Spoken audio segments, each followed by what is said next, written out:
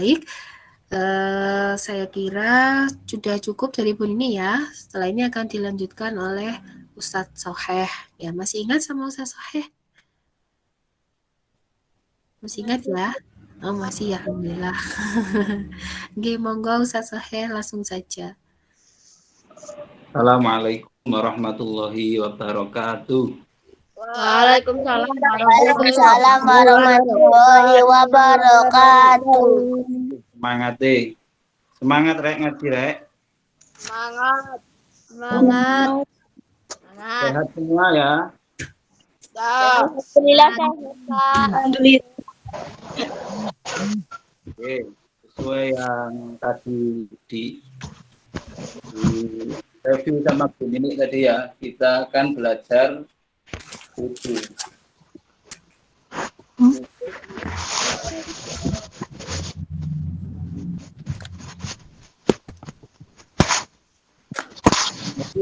Kenapa boleh gini? Ini. Salam.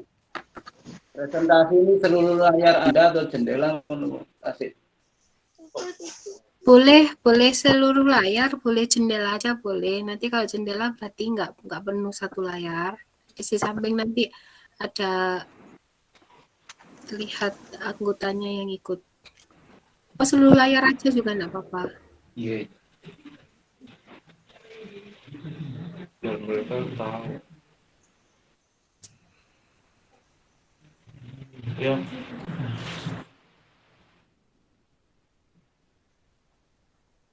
Sudah masuk belum itu ya? Sudah ya? Sudah. Anak-anak bisa melihat semuanya? Sudah. Bu. Ini saya baca di kitab Mabadik Fikih ya, yang diajarkan di madrasah dunia di sini terkait wudhu. Ya, memang wudhu itu kelihatannya gampang, tapi kalau tidak diilmoni nanti bisa kurang sempurna, bisa nggak sah juga nanti. Wudhu itu apa, anak-anak? Wudhu itu apa? Ada yang bisa jawab kira-kira? Wudhu itu apa? Siapa yang jawab? Silakan satu aja. Siapa? Itu di layar saya ada Raisa. Wudhu itu apa? Tahu, Pak. Oh, nggak tahu. Bendino ngelakoni tapi nggak tahu ya. Wudhu itu secara syara adalah menggunakan air pada anggota tubuh yang telah ditentukan disertai niat. Lagi yang penting, disertai niat. Karena amalan apapun yang tidak disertai niat, ya padha mbek kebiasaan sehari-hari itu bisa tidak bernilai ibadah. Kan gitu. Jadi wudhu itu disyariatkan bersamaan dengan disyariatkannya sholat. Waktu Isra Mi'raj dulu. Ketika Isra Mi'raj ada perintah sholat, nah waktu itu juga ada perintah wudhu, yaitu 1 tahun sebelum Nabi hijrah ke Madinah. Pertama kali disyariatkan wudhu itu sholat. Mbak Maya, speakernya Mbak Maya. Ya. Setiap mau sholat dulu itu harus wudhu. Tapi akhirnya dipermudah, dirukso, ya, diringankan. Ketika waktu itu ada perang Khandaq namanya, kewajiban wudhu itu hanya dilakukan ketika akan mengerjakan sholat dan dalam keadaan hadas kecil. Sekarang saya mau tanya, hadas itu apa? Hadas kecil itu apa? Hadas kecil. Ada yang ngerti hadas kecil? Contohnya apa?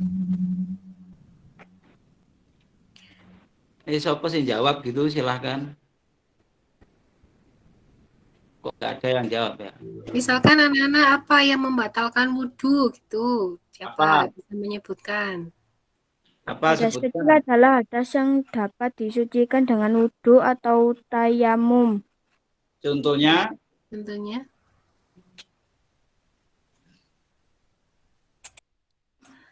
anak-anak itu kalau wudhu terus kemudian batal itu loh, yang membatalkan itu apa? Gitu, coba sebutkan. Penyebab hadis kecil ia buang air kecil, buang air besar, buang angin, tidur tidak dengan duduk tegak, atau menyentuh kemaluan tanpa alas. Nah, kan pasti kita mengalami hal-hal yang sampean sebut tadi kan ya. Maka dari itu ketika mau sholat harus wudhu, wajib wudhu. Karena wudhu termasuk salah satu syarat sahnya sholat.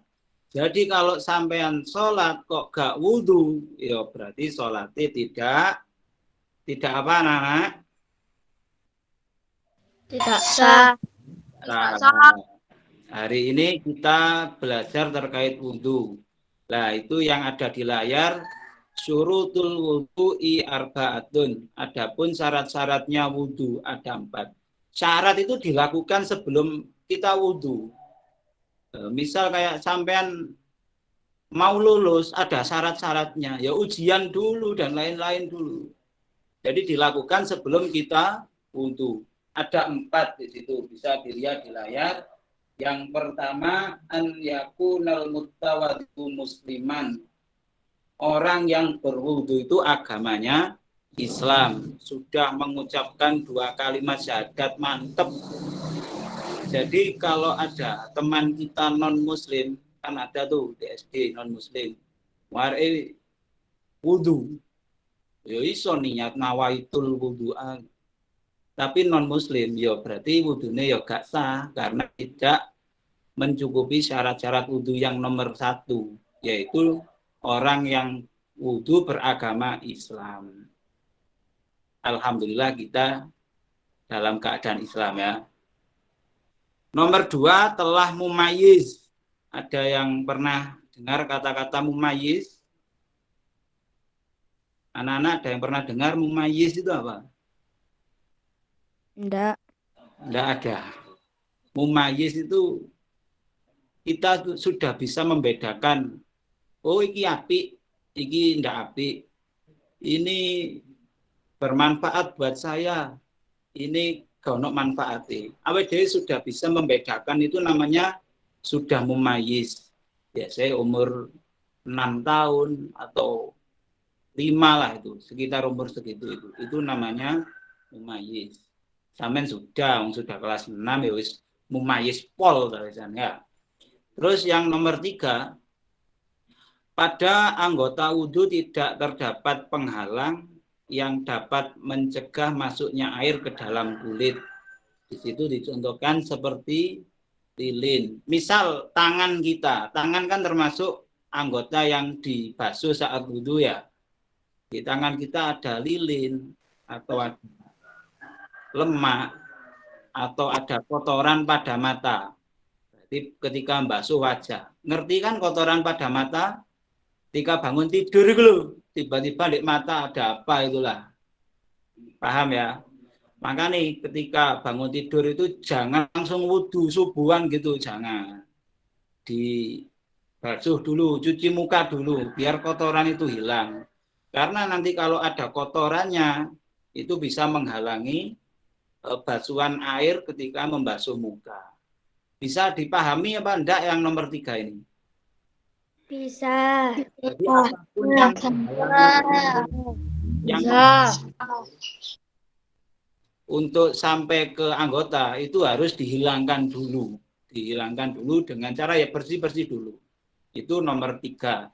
Yang terakhir nomor 4, tidak meyakini bahwa salah satu fardu dari wudhu adalah sunnah. Ini bisa dijelaskan nanti ketika sudah bahas mana yang fardu, mana yang sunnah. Jadi gak boleh menyangka, oh alah, ini sunnah ini. Jangan gitu. Kita bahas setelah ini. Selanjutnya fardu wudu ada 6. Kalau menurut itu di layar ada namanya siapa itu? Rehan apa Farhan ya, itu yang kaos kuning itu siapa? Lupa aku rek sampean. Gak tahu sekolah betul. Pak. Rangga ya. Oh iya. Ya, lek wudhu itu ada berapa enggak yang dibasuh? Sampean kan bendino wudu tuh. Ada berapa itu?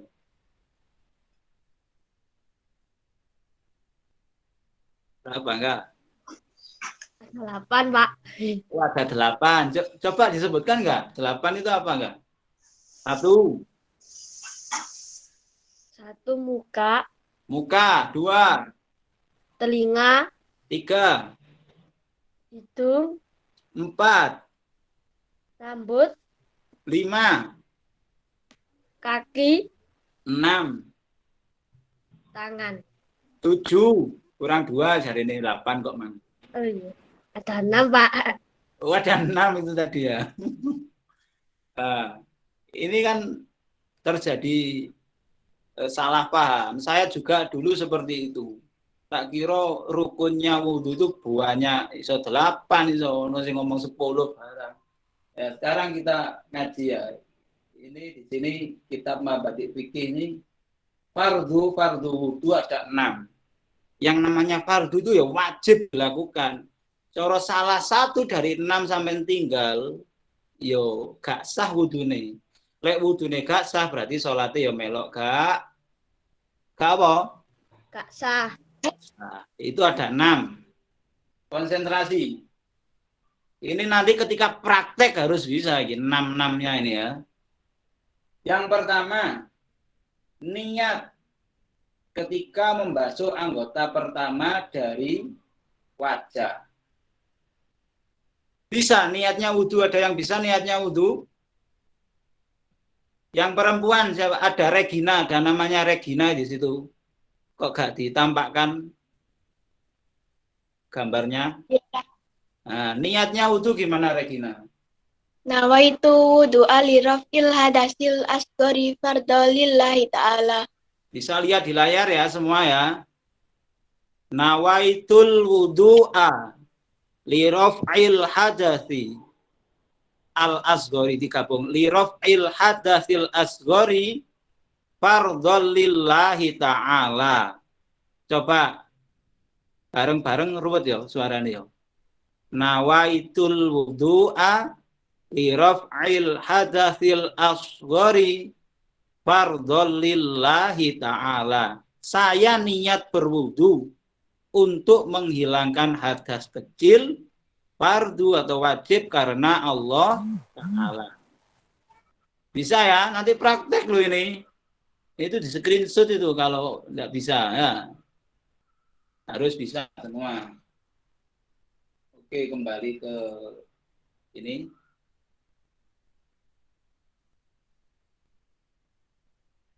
Jadi niat, sampean baca niat itu baca itu dilafadzkan. Nawaitu wudu'a gitu misalnya. Itu sunnah. Yang harus namanya niat itu tempatnya di hati, Rek. Di batin. Sampean punya hati ya? Punya hati ya, Rek ya? Halo? Halo. Punya hati ya? Pak. Nah, jadi di dalam hati, di batin gitu loh, paham ya? Di batin paham ya? Paham. Jadi nggak perlu dilafalkan. Paham. Yang wajibnya kayak gitu. Niat ketika membasuh anggota pertama dari wajah. Nah, tadi siapa tadi bilang tadi? Siapa tadi? Yang ada 8 tadi? Rangga tadi bilang yang pertama apa? Enggak. Yang dibasuh pertama kali apa? Muka. Nah, ketika kita basuh muka pertama kali, karena muka itu anggota pertama yang rukun, yang termasuk rukun ya muka tadi. Ketika gini, kelihatan ya muka saya ya. Sambil itu langsung saya sambungan nomor 2 pun. Membasuh wajah dimulai dari tempat tumbuh rambut. Tempat tumbuh rambut ini di sini, kira-kira sini. Tempat tumbuh rambut. Lalu wong botak Pak ya apa Pak? Yo dikira-kira ndek kono iku yo ngene rambut lah. Paham ya? Mohon maaf yang botak-botak, mohon maaf. Jadi tempat tumbuh rambut itu di sini. Terus di apa lanjutannya itu? sampai pangkal dagu. Iki pangkal dagu. Iki dagu. Bertemunya dua tulang di sini iki dagu. Ini batasan wajah dari arah atas sampai bawah. Terus kalau dari samping dari ini telinga, telinga sampean ada pendil kecil ya? Ada ya? Nah, itu dari kanan ke kiri. Inilah batas wajah. Lah niat itu tadi, baca nawa itu tadi, itu di dalam hati ketika pertama kali basuh wajah. Biar ambil biar gini pertama gini, di hati harus niat. Meneng aja, meneng niat di hati. Nawa itu wudu'a itu ya tadi ya. Itu antara nomor 1 dan nomor 2 itu dilakukan bersama-sama, bareng-bareng. Karena definisi niat adalah qasdu syai'un muqtaronan bi fi'lihi, menyengaja sesuatu bersamaan dengan perbuatannya, bareng. Kalau niat tok dulu, terus perbuatannya gak bareng, namanya azam. Contohnya azam itu, kalau sampai niat puasa itu lah malam hari ya, baru besoknya puasa. Nah ini kalau niat, ya bareng. Antara niat dalam hati bareng sama membasuh awal bagian dari wajah. Bisa dipahami apa enggak? Bisa. Bisa. Bisa. Mumpung saya bahas wajah ya, kan auratnya perempuan, ini mumpung ada perempuan-perempuan. Hati-hati yang punya mukenah itu di sini. Biasanya mukenahnya di sini. Kelihatan enggak ya? Biasanya mukenahnya enggak sampai di ujung dagu ini, pangkal dagu ini. Biasanya di bawah gini. Hati-hati. Karena ini ya termasuk aurat. Jadi kalau mukenahnya itu kalau bisa ya sampai sini, ditutup semua. Biar auratnya tertutup, salatnya sah. Makanya mukenai yang gini loh, kayak helm gini kalau katanya Ustadz saya. Kayak helm gini. Karena batasan wajah itu. Oke, skip. Sekarang nomor 3. Membasuh kedua tangan serta dua siku. Serta bagian yang di bawah kuku-kuku panjang yang menutupi jari. Hati-hati sing senengane ngingu kuku iki didawakno. Itu ya harus bersih akhirnya. Biasanya kadang sampai hitam-hitam itu dibersihkan dulu. Makanya kalau Jumat disarankan sama Kanjeng Nabi itu sunahnya potong kuku biar air bisa mengalir di tangan. Jadi rukun yang nomor 3 yaitu membasuh kedua tangan sampai siku. Sampai siku sini, Rek. Hati-hati kadang nggak sampai, Rek. Siku iki lho, ya, sampai gini. Nah, lebih aman dilebihkan sedikit sini. Bisa dipahami ya? Kok praktek dewe-dewe di rumah. Ini rukun yang nomor 3. Terus yang nomor 4, mengusap sebagian kepala walaupun tidak terdapat rambut. Botak kan lho sing jari kuwi. Mengusap sebagian kepala. Sebagian aja cukup bisa. Sebagian tok. Ambil air, diusapno ini tok. Kalau membasuh tadi kan dialirkan airnya. Bewor gini. Tapi kalau mengusap, yo ambil air dikit diusapno gini tok. Atau dari guru saya itu di sini juga boleh. Wong sebagian. Pokok selagi masih di wilayah kepala. Lah kalau itu Tasya itu rambutnya panjang, sing tak usap rambut sing di pucuk, ya ndak sah. Wong kan di kepala, rambutnya kan di punggung misalnya. Jadi yang ada di sekitar kepala sini. Paham ya Tasya ya? Diusap ini. Nanti ini guys sah-sahan tok. Nanti lebih sempurna kita minggu depan insya Allah belajar sunnahnya. Ini cukup tok wis sah gitu loh. Ya. Cukup gini tok wis sah.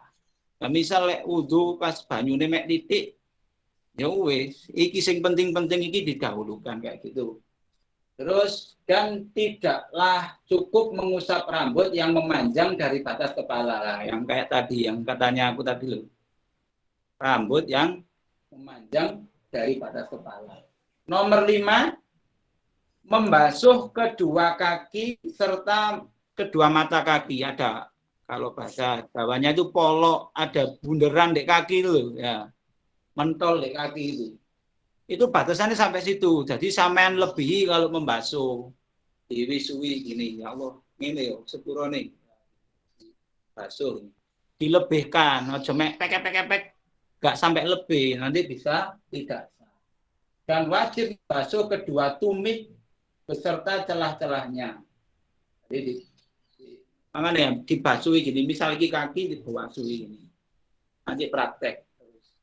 Dan yang nomor 6 yang terakhir adalah tertib antara keempat anggota wudhu. Jadi anggota wudhu itu ada 4. Itu yang disebutkan di dalam Al-Quran ya. Di dalam Al-Quran disebutkan, ya ayyuhalladzina amanu idza kumtum ila sholati faghsilu wujuhakum wa aydiyakum ilal marafiqi wamsahu biruusikum wa arjulakum ilal ka'bain. Ada 4 aslinya anggotane itu. Lah telinga, lah hidung, itu pelajaran ben, cek lengkap, cek tambah sempurna. Sementara itu cukup, ya misal pas airnya sedikit, ya 4 itu. Jadi tertib, harus urut. Tadi yang pertama muka, yang kedua tangan, yang ketiga sebagian kepala, yang keempat kaki. Ojo diwolak-walik sakarepe dhewe. Itu namanya enggak tertib, namanya enggak urut. Kalau enggak tertib berarti salah satu rukun enggak dijalankan, wudhunya enggak sah. Demikian, mungkin ada yang ditanyakan atau dirasa sudah paham ya, tinggal praktek aja ya. Paham ya? Insya Allah paham. Nanti harus tesnya harus benar ini nanti ketika ujian. Demikian saya kembalikan ke Bu Nini, saya undur diri Bu Nini. Nggih, sebentar Ustaz, untuk yang syaratnya wudhu yang nomor 4, mungkin bisa diulangi syaratnya wudhu yang nomor 4. Syarat wudhu nomor 4 tadi ya. Tidak meyakini bahwa salah satu fardu dari fardu-fardu wudhu adalah sunnah. Jadi dari tadi ada 6 fardu tadi. Itu jangan sampai nganggep pemain batin, Allah ini sunnah. Jangan gitu. Kan kita belum belajar sunnahnya. Nanti insya Allah minggu depan kita belajar. Biar jelas gitu. Ini fardu, ini sunnah. Jangan dicampur adukkan. Allah ini sunnah. Gak usah, gak apa-apa biasanya gitu. Iya, iya. Iya. Mohon maaf ya bahasanya segini. Kulino rada Jawa Bu di madrasah. Mohon maaf Bu ya. Nggih, mboten napa-napa.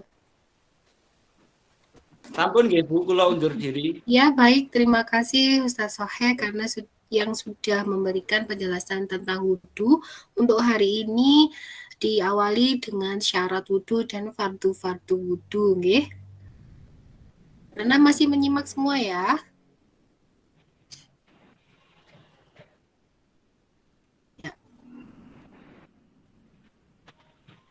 Ya, matur nuwun Ustaz Sohe, sampai ketemu lagi di hari Rabu selanjutnya. Nah,